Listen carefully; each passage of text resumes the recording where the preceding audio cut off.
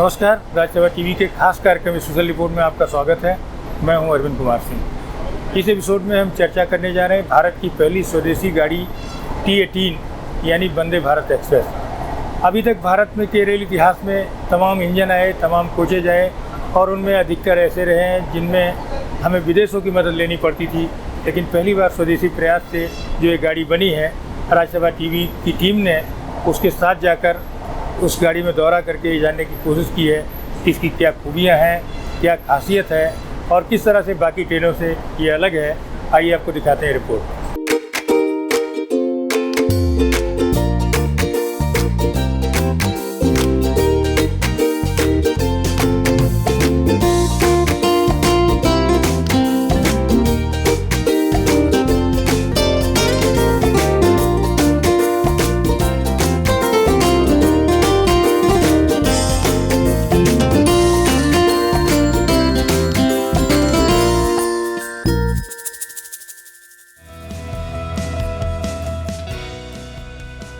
ये है भारत की पहली semi high speed train Vande Bharat express यानी T18। स्वदेशी प्रयासों से बनी देश की पहली अनूठी ट्रेन। 15 फरवरी 2019 को प्रधानमंत्री नरेंद्र मोदी ने इसे हरी झंडी दिखाकर राष्ट्रीय राजधानी दिल्ली से भारत की सांस्कृतिक राजधानी वाराणसी को रवाना किया। इसकी औपचारिक शुरुआत के साथ भारतीय रेल स्वदेशी प्रयासों से एक नए दौर में पहुंच गई है। मेक इन इंडिया के तहत भारतीय रेल अब नई छलांग लगाने को तैयार है। साथ ही विदेशों में भी ये परचम लहराएगा।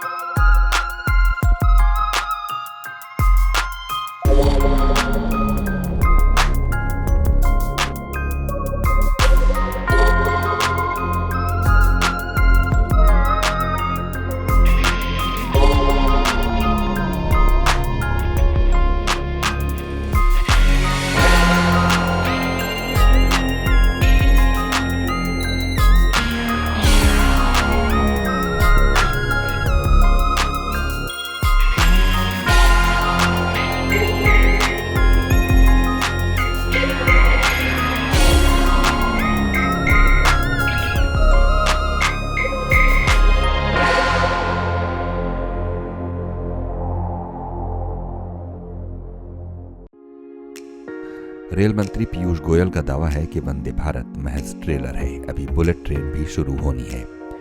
प्रधानमंत्री आधुनिक तकनीक से लैस विश्व स्तरीय ट्रेन चाहते थे और हमारे इंजीनियरों ने ये चुनौती स्वीकारी।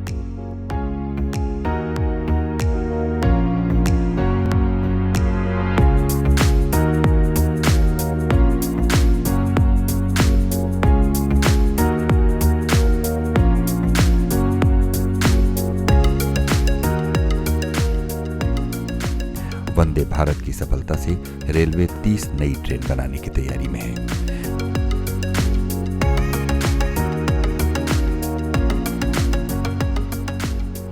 इसके लिए रेलवे ट्रैक 160 किलोमीटर रफ्तार लायक बनेगा।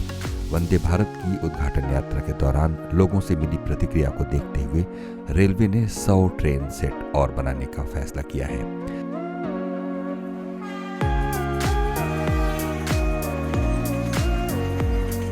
जब 130 ट्रेन सेट भारत के अलग अलग इलाकों में चलेंगे तो देश का कोई भी इलाका इस अत्याधुनिक सुविधा से वंचित नहीं रहेगा।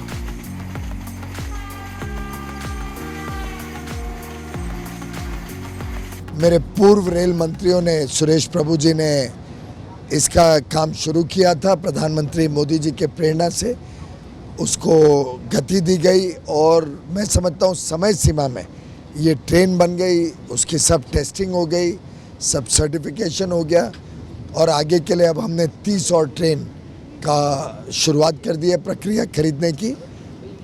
के सुखद अनुभव और आप सबके फीडबैक के बाद मैंने निर्णय लिया है कि 100 और ट्रेन लेके देश के हर इलाके में ऐसी high speed, semi high speed trains का लाभ हम देश की जनता को देने जाएंगे।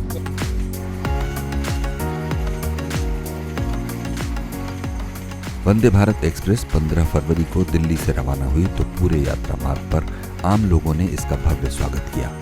कोई हाथ हिलाकर खुशी का इजहार कर रहा था, तो कोई इतिहास को अपने मोबाइल और कैमरों में दर्ज करने की कोशिश कर रहा था। गांव हो या शहर, हर जगह उत्साह दिखाई दिया।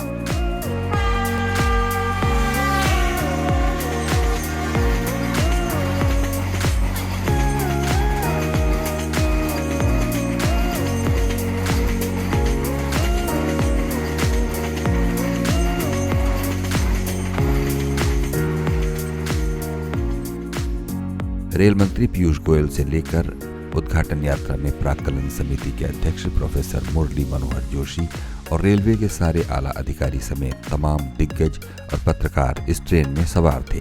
कानपुर, इलाहाबाद और वाराणसी में गाड़ी के भव्य स्वागत को उमड़ी भारी भीड़ ने भारतीय रेल इतिहास में एक नया कीर्तिमान रचा।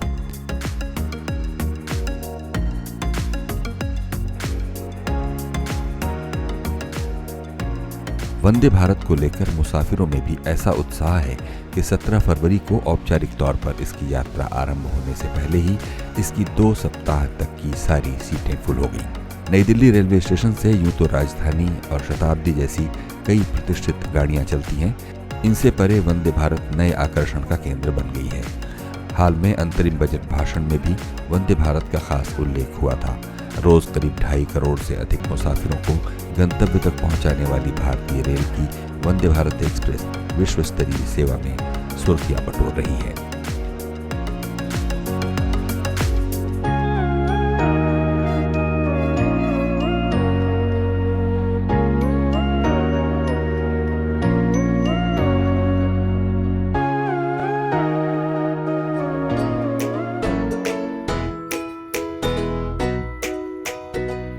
वंदे भारत यानी T18 भारतीय इंजीनियरों की एक शानदार सफलता की कहानी है। ICF ने इस रेलगाड़ी को करीब 18 महीने के दौरान 100 करोड़ से भी कम लागत में तैयार किया है।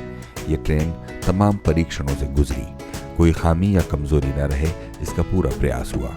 इस पहली इंजन रहित ट्रेन ने संभावित समय से ज्यादा तेजी से सभी ट्रायल पूरे किए। यह परीक्षण यात्रा में दिल्ली मुंबई रूट पर 180 किलोमीटर प्रति घंटा की रफ्तार से चली। इसकी सफलता के बाद रेलवे सेफ्टी कमिश्नर की ओर से वाणिज्यिक संचालन की अनुमति मिली। दिल्ली से वाराणसी जैसे व्यस्ततम रूट पर सफर महज 8 घंटों में पूरा हो जाना कोई सहज बात नहीं है। ये गाड़ी वाराणसी के अलावा कानपुर और प्रयागराज के मुसाफिरों को भी सेवा दे रही है।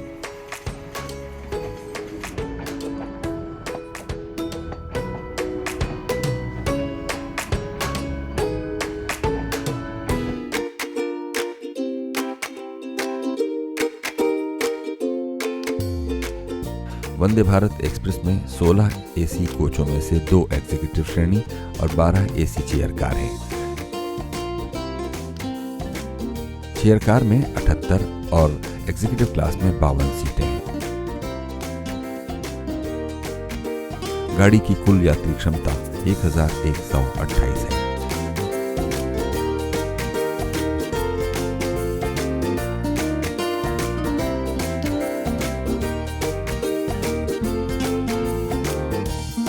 इंजन लेस इस ट्रेन के ड्राइविंग सिस्टम वाले पहले डिब्बे में 44 सीटें हैं। इसके सभी डिब्बों में बिजली उपकरण सीट और डिब्बों के नीचे लगाए गए हैं।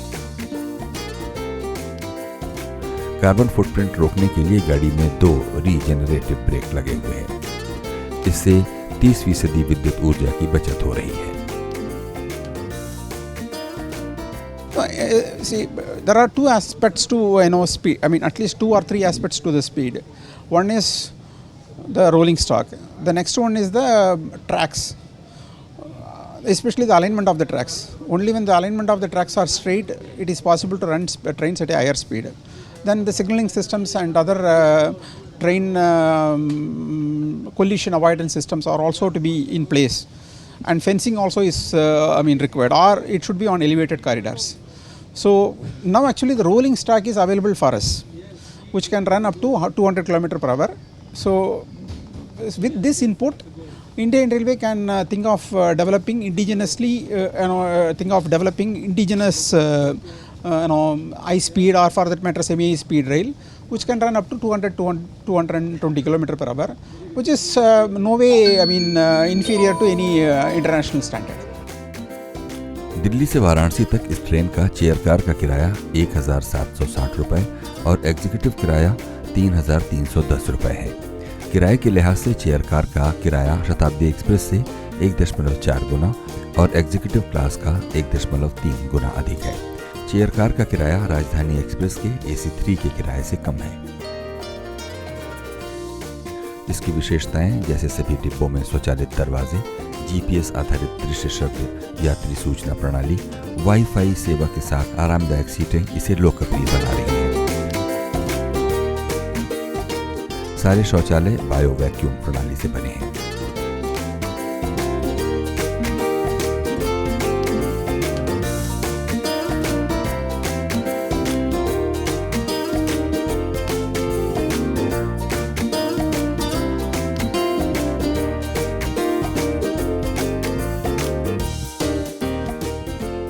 एग्जीक्यूटिव श्रेणी की सीटों को यात्री 360 डिग्री के कोण तक घुमा सकते हैं।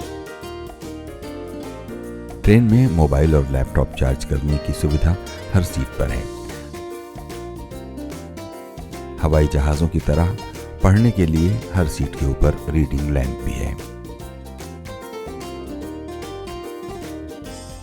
ये ट्रेन हमारे इंजीनियर्स ने डिज़ाइन की। ये ट्रेन हमारे इंजीनियर्स ने पूरी तरीके से इसकी टेस्टिंग करी। हमारे कर्मचारियों ने इसका निर्माण किया। एक प्रकार से हमारी स्वदेशी भावना को जागृत करते हुए हमारे देश के आत्मसम्मान और आत्मविश्वास को बढ़ाने का जो काम इस ट्रेन ने किया है, ये हम सब के लिए बड़ी खुशी की बात है। मेरा विश्वास है और मेरा संकल्प है कि भारतीय रेल विश्व की सबसे अच्छी रेलवे बने, इस दिशा में हम काम कर रहे हैं। प्रधानमंत्री नरेंद्र मोदी की मेक इन इंडिया परिकल्पना को ध्यान में रखकर तैयार की गई वंदे भारत एक्सप्रेस यानी T18 का डिजाइन और कलपुर्जों का निर्माण देश में ही हुआ है।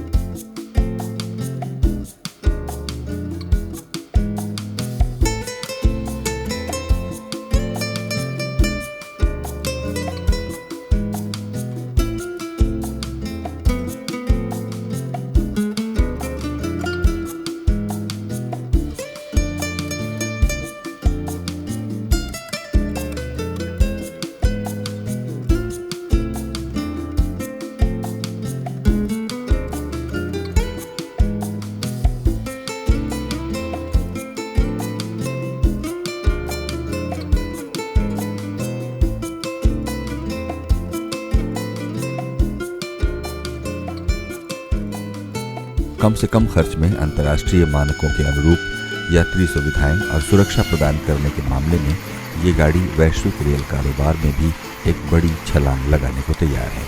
अभी तक शताब्दी सबसे तेज मानी जाती थी, लेकिन वंदे भारत एक्सप्रेस शताब्दी से आगे की पीढ़ी है।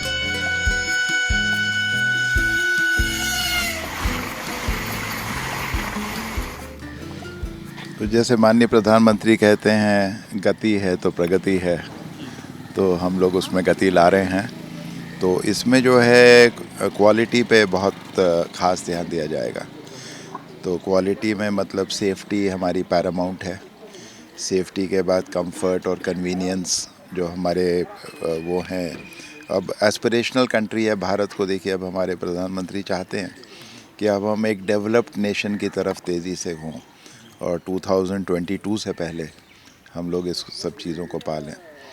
तो हम लोग इसको बहुत तेज़ी से 2022 से पहले ही इसको बहुत तेज़ी से प्रोलिफरेट करना चाहते हैं, जिससे पूरे भारत में इस तरह की गाड़ियाँ चल सकें, गति से हमें प्रगति मिल सके।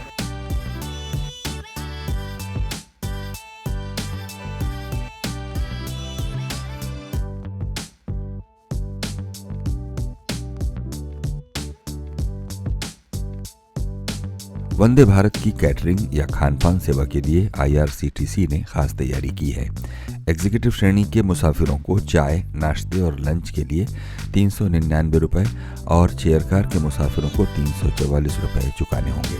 टिकट में ही खानपान और सेवा प्रभार शामिल है। रेलवे ने ट्रेन में लंच इलाहाबाद के पिंड बलोची रेस्टोरेंट और डिनर कानपुर के लैंडमार्क होटल से मंगाने का अनुरोध किया है। सभी डिब्बों में गर्मा गर्म खाना और शीतल पेय परोसने की सुविधा दी गई है।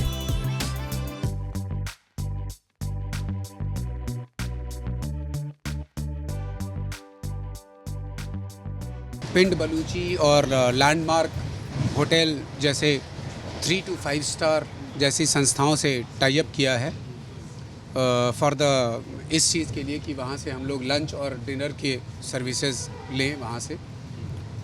और ओवरऑल जो पैसेंजर जाएंगे इसमें उनको एक बहुत ही अच्छा अनुभव प्राप्त हो। सिर्फ खाना तो उसका एक छोटा सा कंपोनेंट मात्र है, खान पान उसका सिर्फ एक कंपोनेंट मात्र है। अच्छी सुविधाएं दें, अच्छा खाना दें।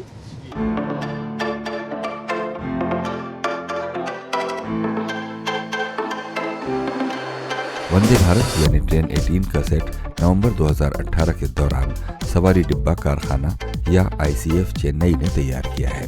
अलग अलग कोच की जगह ट्रेन सेट होने के नाते ये बाकी गाड़ियों से अधिक सुरक्षित है। ऐसी semi high speed train set बनाना भारतीय रेल की शानदार उपलब्धियों में से एक है।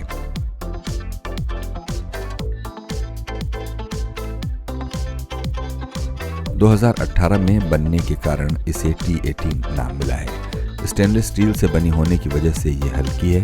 ट्रेन के हर कोच में 6 सीसीटीवी कैमरे लगे हैं। ड्राइवर की कोच में भी एक सीसीटीवी इंस्टॉल किया गया है, जहां से यात्रियों पर नजर रखी जा सकती है। हर कोच में 2 इमरजेंसी स्विच हैं, जिनको आपात स्थिति में दबाकर मदद ली जा सकती है। लोको पायलट के लिए भी इसमें कई इंतजाम हैं।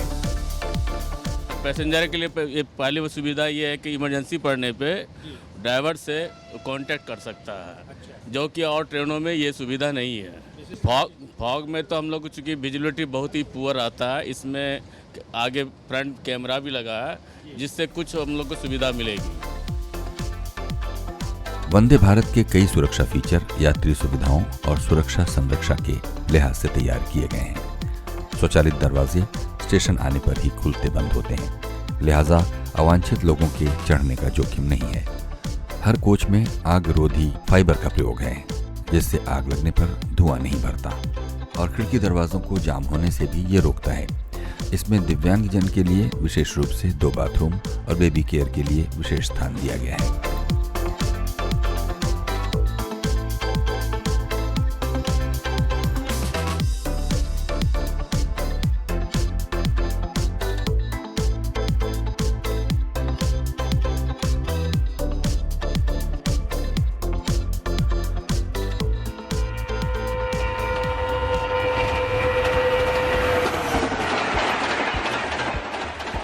फिलहाल भारतीय रेल की राजधानी गाड़ियों की खास प्रतिष्ठा है।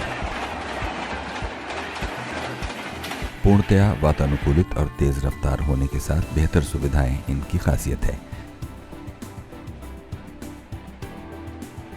इस बाबत 1967 में रेल मंत्रालय ने भारतीय रेल प्रणाली को विश्व स्तरीय बनाने की पहल के तहत फैसला लिया। तब आरडीएसओ लखनऊ की बगैर रेलपथ सिग्नलिंग और चल स्टॉक पर अधिक निवेश किए गति विस्तार की संभावनाओं पर विशेष अध्ययन का काम सौंपा। तब बड़ी लाइन पर यात्री सुविधाओं की अधिकतम गति 96 किलोमीटर थी। रेलवे बोर्ड ने 7 अक्टूबर 1967 को हुई अपनी उच्च स्तरीय बैठक में पहली बार दिल्ली हावड़ा के बीच 120 किलोमीटर रफ्तार की गाड़ी चलाने की व्यवहार्यता अध्ययन का फैसला किया।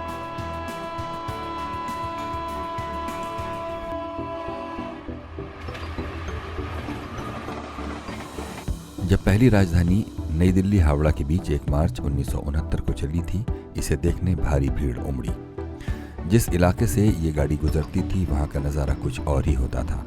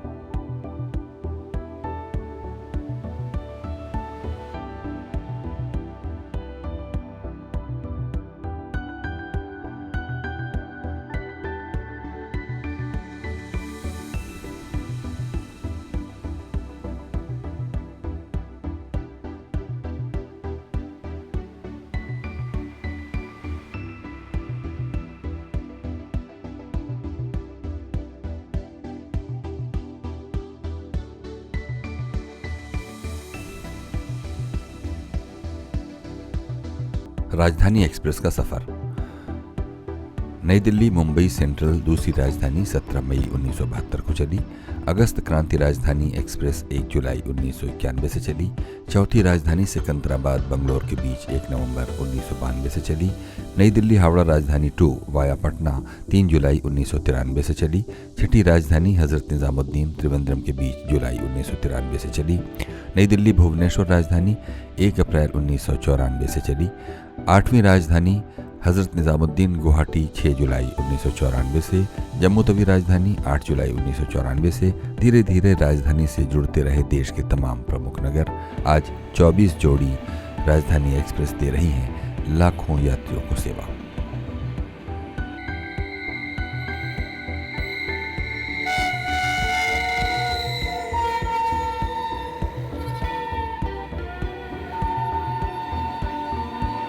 राजधानी एक्सप्रेस में आरंभ में बड़ी संख्या में चेयर कार मुसाफिरों को लंबी यात्रा में दिक्कत आती थी। पहली बार AC 3 डिब्बा 12 दिसंबर 1993 को हावड़ा राजधानी में ही लगा।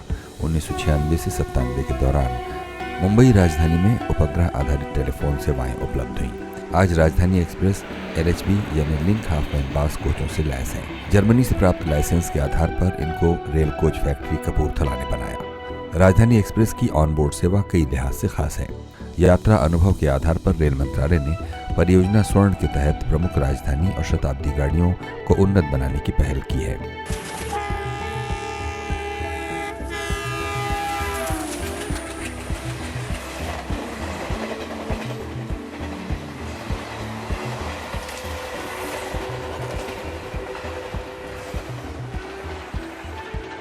भारतीय रेल ने 1988 में शताब्दी एक्सप्रेस की शुरुआत नई दिल्ली झांसी के बीच की थी।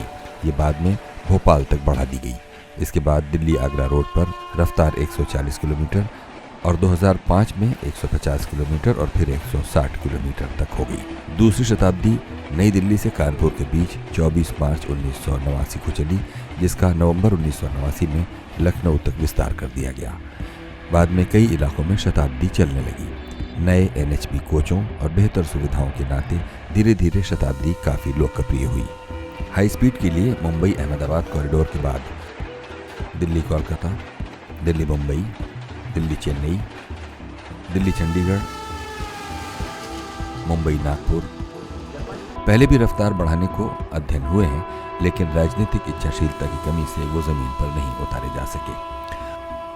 भारतीय रेल ने 2010 में विजन 2020 के तहत 160 से 200 किलोमीटर प्रति घंटा की गाड़ियां चलाने की परिकल्पना के साथ 250 से 350 किलोमीटर प्रति घंटा की रफ्तार वाली बुलेट ट्रेनों की बात कही, लेकिन ये भी कागजों से आगे नहीं बढ़ा।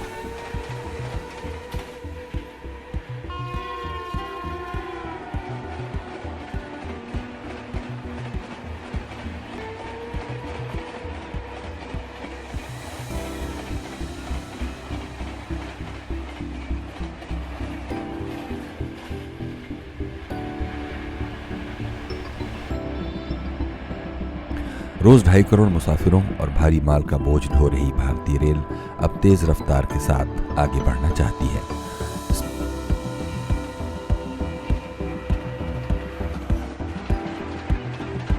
स्पीड के लिए तकनीक भी चाहिए और रोलिंग स्टॉक से लेकर सिग्नलिंग तक में सुधार भी लाजमी होगा। अभी तक दुनिया के सभी प्रमुख देशों में भारत ही ऐसा है जिसके पास एक भी हाई स्पीड कॉरिडोर नहीं रहा, लेकिन फरवरी 2016 में national high speed rail corporation limited के गठन के बाद यहां भी तस्वीर बदलने जा रही है।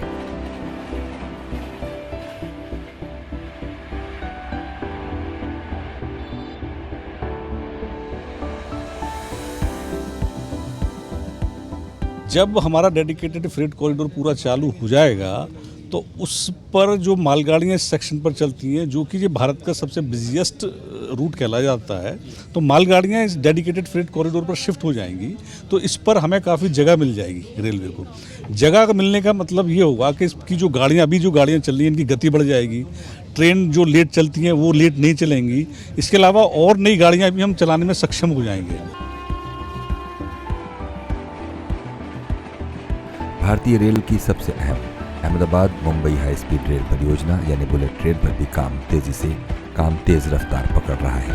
15 अगस्त 2022 तक इसे साकार करने का लक्ष्य रखा गया है।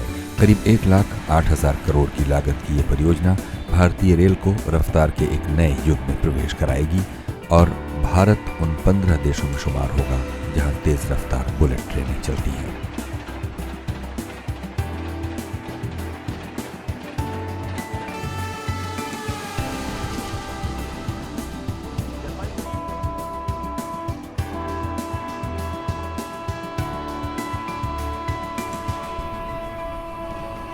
भारतीय रेलों में गाड़ियों की गति बढ़ाने के लिए 2016-17 के बजट में मिशन रफ्तार की घोषणा की गई थी।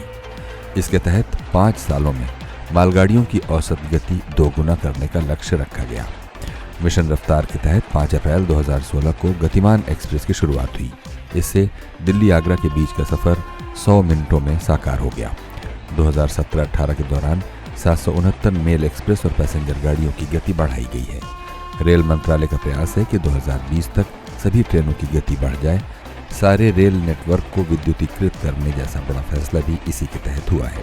डेडिकेटेड फ्रेट कॉरिडोर मार्च 2020 तक पूरी तरह चालू होगा तो रफ्तार को और गति मिलेगी। डेडिकेटेड फ्रेट कॉरिडोर मार्च 2020 तक पूरी तरह चालू होगा तो रफ्तार और भी बढ़ेगी।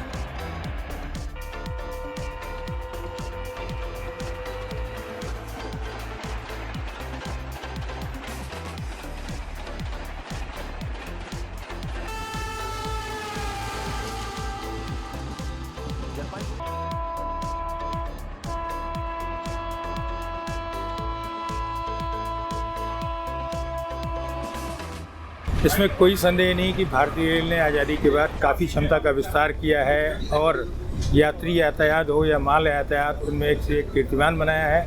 लेकिन अभी भी रफ्तार के मायने में भारतीय रेल की आलोचना इस नाते होती है क्योंकि रफ्तार में वो फिसड्डी है और पहली बार स्वदेशी प्रयासों से जो एक नई पहल की गई है वंदे भारत एक्सप्रेस के माध्यम से, वो निश्चित तौर पर आने वाले समय में एक मील का पत्थर बनेगी और यह प्रयोग आने वाले समय में देश के तमाम हिस्सों को, यात्रियों को गति देगा, प्रगति करेगा। इस एपिसोड में फिलहाल यहीं तक। धन्यवाद।